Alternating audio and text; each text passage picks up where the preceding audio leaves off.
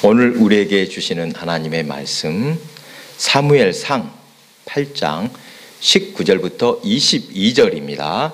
구약 419페이지. 제가 읽겠습니다. 백성이 사무엘의 말 듣기를 거절하여 이르되 아니로소이다. 우리도 우리 왕이 있어야 하리니 우리도 다른 나라들 같이 되어 우리의 왕이 우리를 다스리며 우리 앞에 나가서 우리의 싸움을 싸워야 할 것이니이다 하는지라. 사무엘이 백성의 말을 다 듣고 여호와께 아뢰매 여호와께서 사무엘에게 이르시되 그들의 말을 들어 왕을 세우라 하시니 사무엘이 이스라엘 사람들에게 이르되 너희는 각기 성읍으로 돌아가라 하니라. 아멘. 우리 서로 인사 나눕니다. 보고 싶었습니다. 사랑합니다. 우리는 한 가족입니다. 날이 이렇게도 빨리 변합니다. 엊그저께까지 에어컨을 켰는데 오늘은 온풍기를 켰습니다. 본문에 등장하는 사무엘, 이스라엘의 마지막 사사입니다. 이 사사시대는 가나안 정착 초기에 왕을 세우지 않고 필요할 때마다 사사가 나타나서 문제를 해결하고 또 12지파가 연합해서 지내던 시대였습니다. 그렇게 약 200년 동안을 지파 공동체로 지내다가 이스라엘 백성들이 왕을 요구하는 때에 이르렀습니다. 당시 주변의 모든 나라들은 왕이 있었습니다. 이 고대 시대의 왕은 곧 신이다 또는 신의 대리자다라고 여겨졌습니다. 그렇게 왕은 신적 존재라는 것을 백성들에게 주입하여 강력한 통치 수단으로 삼았던 것입니다. 그런데 왕이 없으면 어떨 것 같습니까? 여러분, 왕이 없어도 될 환경이 분명히 있습니다. 그렇겠죠? 이럴 때는 왕이 필요 없어도 됩니다. 서로 연합하여 평화롭게 살며 또 적이 쳐들어오면 함께 나가서 힘을 합해서 싸운다면 왕이 필요 없습니다. 여호와를 그들의 왕으로 삼고 말씀에 청종하면 문제가 없습니다. 사사시대에는 왕이 없어도 필요할 때마다 하나님의 신에 감동된 사사가 나타나서 이스라엘을 적의 손에서 구원하였습니다. 어떤 이들은 이스라엘 역사에서 가장 이상적인 시대, 참 이때가 가장 하나님께서 보시기에 아름다운 시대라고 하는 것이 언젠가 왕이 없이 사사가 다스리던 사사시대, 지파 공동체 시대였다고 말을 합니다. 그리고 또 후기 예언자들이 외친 것을 자세히 들여다보면 그들도 이 땅의 왕을 좋게 여기지 않았음을 알 수 있습니다. 좋게 여기지 않습니다. 다른 나라들이 다 왕이 있으니 우리도 왕을 세워야 한다. 이 주장은 당연한 것 같지만 하나님의 뜻에는 어긋난다는 것입니다. 이스라엘 백성들이 모든 나라와 같이 우리에게 왕을 세워 우리를 다스리게 하소서라고 요구할 때 사무엘은 물론 하나님께서도 백성들의 요구를 기쁘게 여기시지 않습니다. 그들이 왕을 요구한 이유는 충분히 그럴 만합니다. 이 8장 앞에 1절, 3절을 보면 사무엘이 늙음에 그의 아들들을 이스라엘 사사로 삼으니 그들의 아들들이 자기 아버지의 행위를 따르지 아니하고 이익을 따라 뇌물을 받고 판결을 굽게 하니라. 사사의 역할, 즉 재판관 역할을 하던 사무엘의 아들들이 뇌물을 받고 판결을 굽게 하니 백성들의 원망이 높아졌던 것입니다. 그렇다고 하더라도 하나님께서는 백성들이 왕을 세워달라는 요구를 기뻐하지 않으셨다. 이것을 깊이 생각해 볼 문제입니다. 다른 나라들은 모두 왕이 있었습니다. 우리가 생각하기에도 왕이 없는 것보다 있는 게 나을 것 같은데 하나님께서는 왜 왕을 기뻐하지 않는가? 이유가 궁금합니다. 먼저 사무엘이 말하는 왕을 세웠을 때 해로운 일, 그리고 백성들이 왕을 세웠을 때 기대하는 것을 한번 비교해 보겠습니다. 사무엘은 백성들이 왕을 세우면 이런 일들이 있을 것이라고 말합니다. 10절부터 이어지는 말씀을 보면 백성들에게 짐이 될 것이라고 말합니다. 이런 내용들이 있습니다. 너희 아들들을 데려다가 그의 병거와 말을 어거하게 하리니 그들이 그 병거 앞에서 달릴 것이며 아들들을 1000부장과 50부장을 삼을 것이며 자기 밭을 갈게 하고 자기 추수를 하게 할 것이며 자기 무기와 병거의 장비도 만들게 할 것이며 또 너희 딸들을 데려다가 향로 만드는 자와 요리하는 자와 떡 굽는 자로 삼을 것이며 너희 밭과 포도원과 감람원에서 제일 좋은 것을 가져다가 자기의 신하들에게 줄 것이며 너희 곡식과 포도원의 소산의 11조를 거두어 자기의 관리와 신하들에게 줄 것이며 너희의 노비와 가장 아름다운 소년과 나귀를 끌어다가 자기 일을 시킬 것이며 양떼 10분의 1을 거두어 가리니 너희가 그의 종이 될 것이니라. 한마디로 왕을 세우면 그가 너희를 종으로 만들 것이다 경고하는 말씀입니다. 그러나 백성들은 이렇게 말합니다. 그런 거 아니로소이다. 우리도 왕이 있어야 하리니 우리도 다른 나라들 같이 되어 우리의 왕이 우리를 다스리며 우리 앞에 나가서 우리의 싸움을 싸워야 할 것이니이다. 이렇게 말을 합니다. 양쪽의 기대치가 완전히 전혀 다름을 알 수 있습니다. 사무엘은 얼마나 해로운 일이 일어날지를 말하고 있지만 백성들은 그렇지 않다. 왕을 세우면 우리한테 이익이 된다. 이렇게 기대하고 있는 것입니다. 앞에서 말한 것처럼 고대 근동에서는 왕은 신과 같은 존재로 여겼습니다. 최소한 신의 대리자 정도로 여기기 때문에 왕들은 자칫 교만하기 쉽습니다. 지금도 마찬가지겠죠.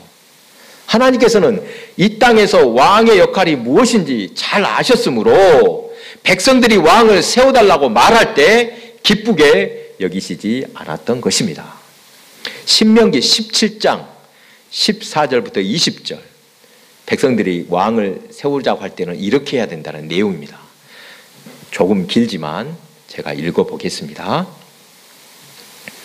내가 내 하나님 여호와께서 내게 주시는 땅에 이르러 그 땅을 차지하고 거주할 때 만일 우리도 우리 주위의 모든 민족들 같이 우리 위에 왕을 세워야겠다는 생각이 나거든 반드시 내 하나님 여호와께서 택하신 자를 내 위에 왕으로 세울 것이며 내 위에 왕을 세우려면 내 형제 중에서 한 사람을 할 것이요 내 형제 아닌 타국인을 내 위에 세우지 말 것이며 그는 병마를 많이 두지 말 것이요 병마를 많이 얻으려고 그 백성을 애굽으로 돌아가게 하지 말 것이니 이는 여호와께서 너희에게 이르시기를 너희가 이후에는 그 길로 다시 돌아가지 말 것이라 하셨음이며 그에게 아내를 많이 두어 그의 마음이 미혹되게 하지 말 것이며 자기를 위하여 은금을 많이 쌓지 말 것이니라.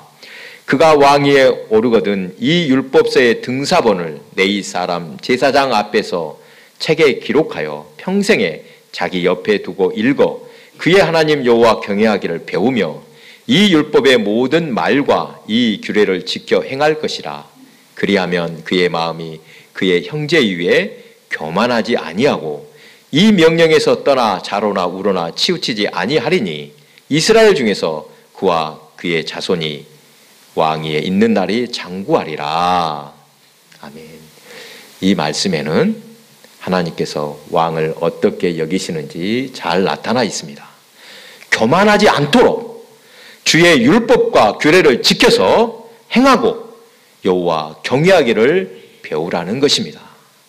그렇지 않으면 어떻게 되는 겁니까? 금방 교만해질 수밖에 없는 자리가 왕의 자리라는 것입니다.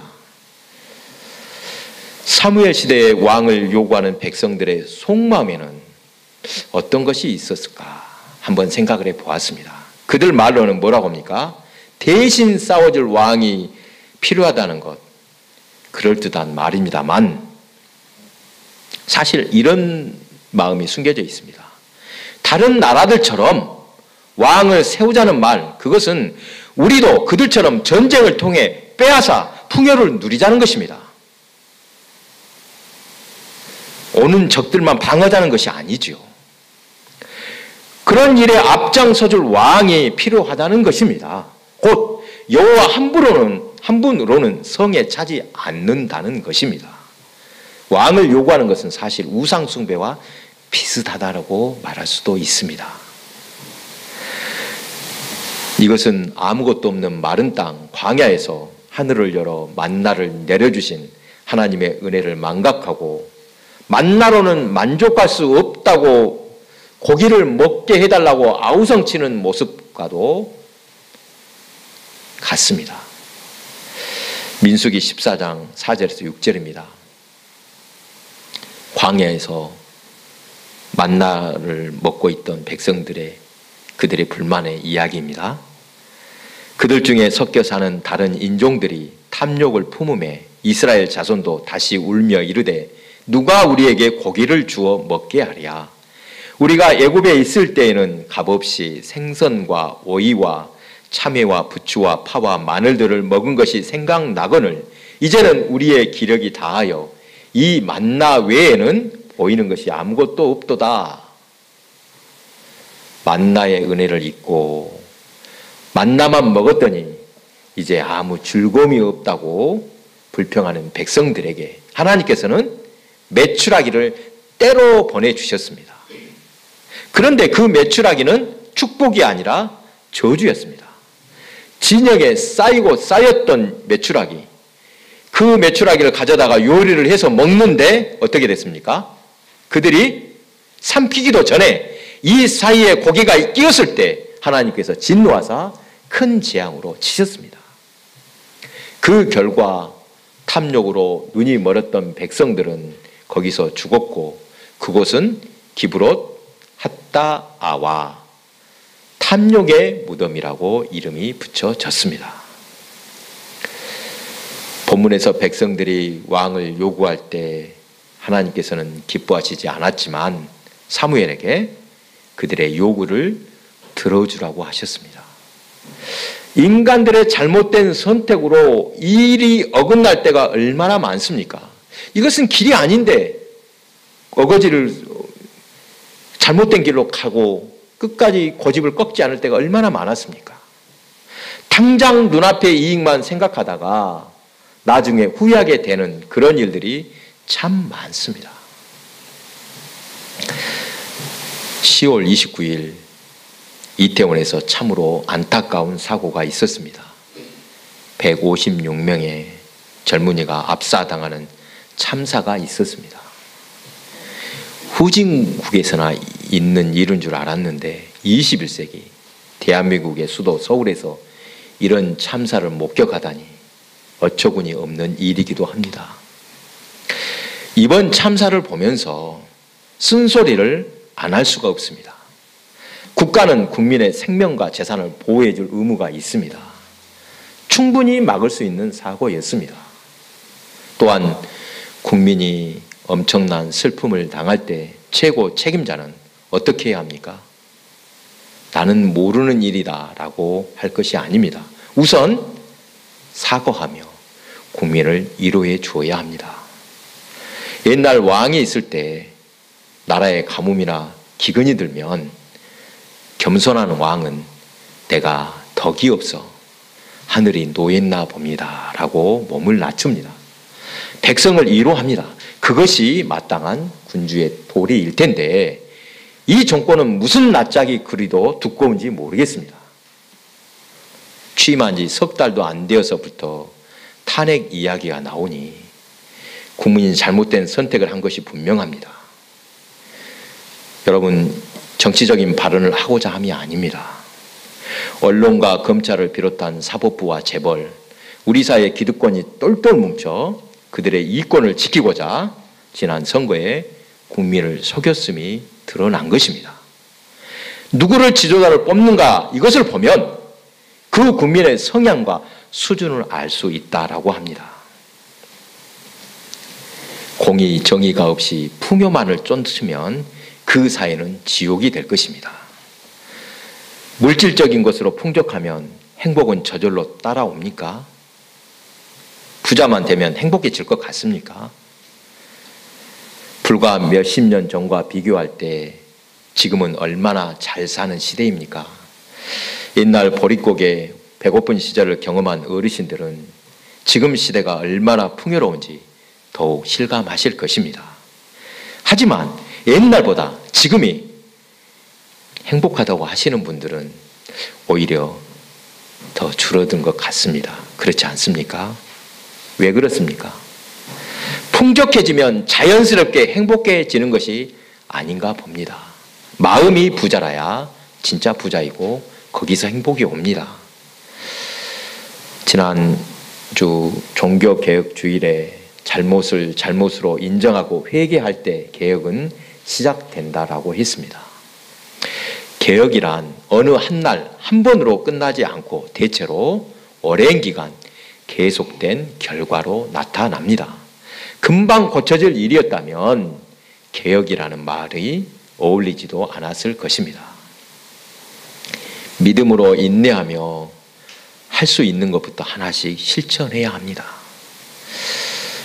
저는 금요일 저녁에 여러분 한상열 목사님이라고 이름 들어보셨습니까? 예전에 통일 운동을 하다가 옥고를 지르신 이 한상열 목사님 강연회가 여수에 있어서 제가 다녀왔습니다. 통일에 관한 이야기를 많이 나눴습니다만 아주 중요한 이야기가 있어서 여러분과 나누고 싶습니다. 여러분 언제쯤 통일을 이룰 수 있을 것 같습니까? 여러분 예상할 때 몇 년 정도 있으면 통일이 될 것 같습니까? 한번 생각해 보셨습니까? 주변의 여건을 따지자면 통일이 가능할까 싶은 막막함이 밀려옵니다. 우선 미국과 중국, 일본, 러시아, 우리 주변 강대국들, 우리 민족 통일을 원치 않습니다. 아시죠? 남과 북이 하나가 되어 민족의 저력을 발휘한다면 세계를 주름 잡을 것이라고 합니다. 이것은 분명합니다. 우리 스스로 이렇게 그냥 하는 말이 아니라 세계의 유력한 인류학자들이 하는 말이 대한민국, 한민족은 통일되면 큰일을 낼 민족들이라고 알고 있습니다. 한상열 목사님은 통일을 위해서 한 가지를 제안하셨습니다. 이렇게 하면 통일이 될 것이다 라고 말합니다. 어떻게 하느냐? 먼저 때를 정하라고. 그때가 오겠어. 이렇게만 하지 말고 분명히 한번 정해보라는 것입니다. 어느 날 딱 정해놓고 그날 반드시 통일이 되도록 한번 해보자 이것입니다. 그래서 어떻게 그분은 정하고 기도하고 있냐면 2025년이 분단 80년이라고 합니다. 사실은 그때 8.15 해방은 해방이기도 했지만 남과 북으로 갈라졌던 분단일이기도 합니다. 그래서 막연하게 언젠가 오겠지 하지 말고 딱 2022년 8월 15일이 통일이라고 생각하고 통일이 된다라고 생각하고 기도하자는 것입니다. 그러면서 기도하는 방법도 이렇게 알려주었습니다. 자, 숨을 쉬면서 늘 숨 쉴 때마다 기도하자. 이 두 가지를 구호를 하자고 합니다. 한몸 평화, 통일 평화. 자, 구호를 이 한몸 평화, 통일 평화라는 구호를 숨을 들이쉴 때 한몸, 내쉴 때 평화. 또 들이쉴 때 통일, 또 평화. 이렇게 기도하자는 것입니다. 여러분 먼저 꿈을 가져야 합니다. 통일이 되겠어. 안 돼. 이러면 진짜 통일 안 됩니다. 그러나 어때요? 마음에 꿈을 갖고 기도의 제목을 갖고 끝까지 하다 보면 통일이 된다는 것입니다. 꿈을 꾸지도 않고 생각하지도 않는데 어떻게 이루겠습니까? 이 천지창조는 2번에 걸쳐서 일어났다라고 합니다. 무슨 말이냐면 하나님께서 마음으로 계획하실 때 한번 일어났다.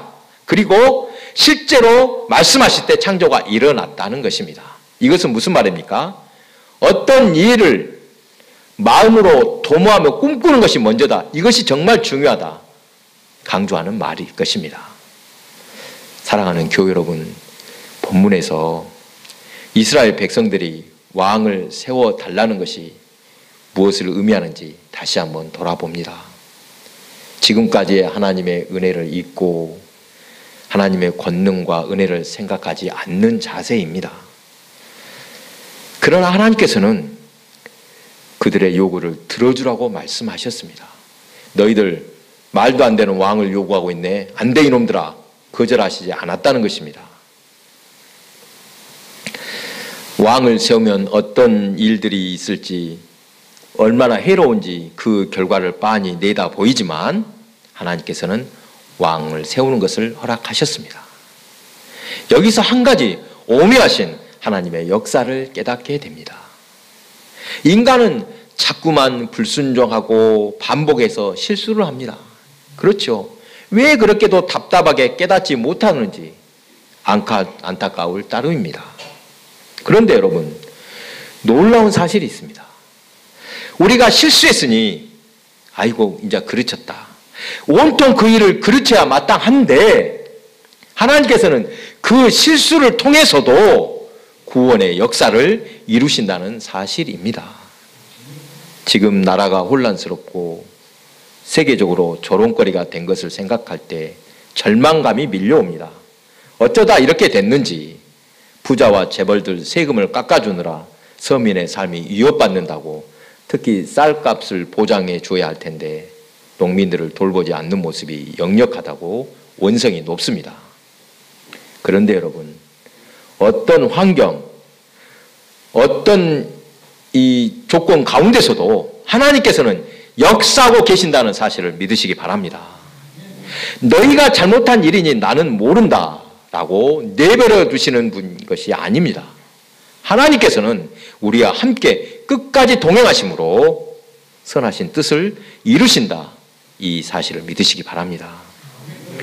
그렇다고 하나님의 뜻을 이룬다는 말이 우리는 가만히 손 놓고 있어도 하나님이 다 알아서 하신다. 이 뜻은 아닙니다. 그렇죠. 우리와 함께 하시는 하나님은 우리에게 기도하게 하시고 또 그 기도를 통해서 행함으로 뜻을 이루게 하십니다. 사랑하는 교회 여러분, 어떤 지도자를 세워야 하는가? 이것은 매우 중요한 일입니다. 하나님을 경외하여야 합니다. 하나님을 경외한다는 것은 곧 국민을 경외한다는 것입니다. 그런데 혹시라도 잘못 뽑았더라도 하나님은 그 잘못을 통해서도 선하신 뜻을 이룬다는 사실을 믿으시기 바랍니다. 우리는 늘 깨어서 기도하고 있으면 됩니다. 정신만 똑바로 차리면 됩니다. 기도한 대로 실천만 하면 됩니다. 어려운 거 실천할 것도 아닙니다. 우리가 할 수 있는 것만 실천해도 됩니다.